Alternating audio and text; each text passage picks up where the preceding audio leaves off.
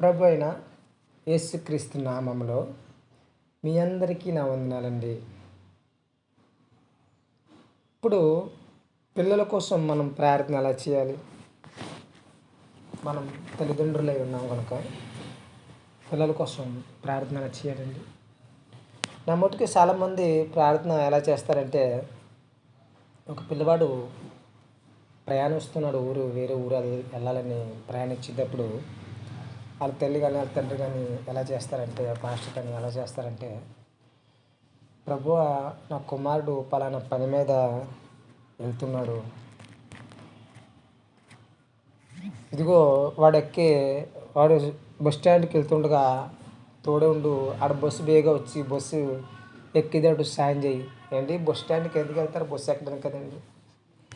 Bus ఎక్కడానికి సాయం చేయి, ఆడ దిగేటప్పుడు తోడుండు, ఎక్కేటప్పుడు తోడుండు. ఏంటి ఇవి ఎలా చేస్తుంటారు? స్కూల్కి వెళ్ళినప్పుడు కొంతమందిని ఎలా చేస్తుంటారు? అనేక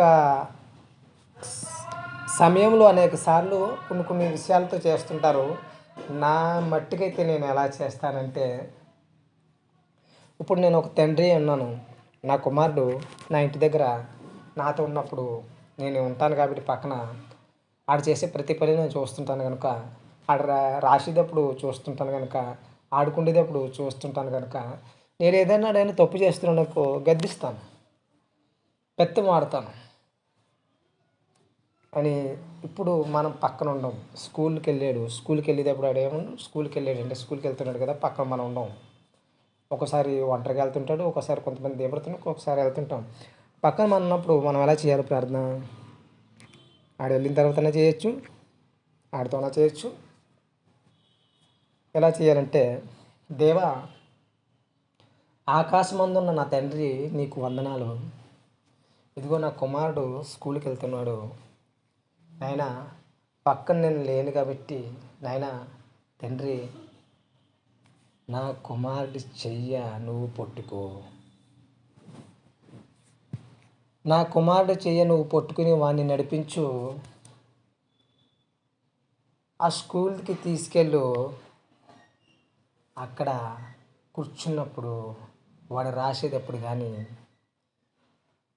ఏదైతే ఆన్సర్లు కానీ పుస్తకాలు ఏదైతే రాస్తుంటాడో వాడికి ఆలోచన కలగజేసేవాడు నీవే కదా తండ్రి. ఆకాశమందున్న నీవు ఎంత గొప్ప దేవుడు మేము ఎరుగుదాము. ఇదిగో నాకు నా చిన్నతనం నుంచి నువ్వు తోడై ఉన్నావు కదా, ఈ రోజున నా కుమారుడి కూడా నువ్వే కదా తోడుండాలి. అవును ప్రభువా, ఇదిగో నా కుమారుడు రాసేటప్పుడు కానీ వాడికి ఆలోచన కలగజేసిన వాడా నీకు వందనాలు తండ్రి. ఇదిగో వాడు మాట్లాడేటప్పుడు వాళ్ళ ఫ్రెండ్స్తో కానీ, ఇదిగో వాళ్ళ టీచర్లతో కానీ, వాళ్ళ మాస్టర్లతో కానీ మాట్లాడేటప్పుడు నాయన వాడి నాలికకు తోడైయుండు నాయన, వాడి నాలుకకి తోడైయుండు అని మనం చేయాలి. వాడు తినేటప్పుడు కానీ, ఆటలాడేటప్పుడు కానీ, అయ్యా చెప్పేవాళ్ళు లేరని, ఇదిగో మా నాన్న లేడు అని అసభ్యమైన మాటలు ఫ్రెండ్స్తో మాట్లాడకుండా, అసభ్యమైన కోపము వాడికి లేకుండా నాయన నువ్వు ఆకాశమందు నుండి చూచి వాడి చేతిని పట్టుకుని నడిపిస్తావని, నాకున్న భారం అంతా నాయన ఇదిగో నువ్వే మోసేవాడు గనుక, నా కుమారుని కూడా నువ్వు విరిగి ఉన్నావు గనుక, నా కుమారుడు చెయ్యి పట్టుకుని నువ్వు నడిపిస్తావని నేను అడిగి వేడుకొనిచున్నాము తండ్రి అని నేను ప్రార్థన చేస్తాను.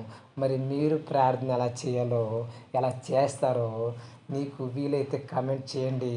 మీ అందరికీ నా వందనాలండి.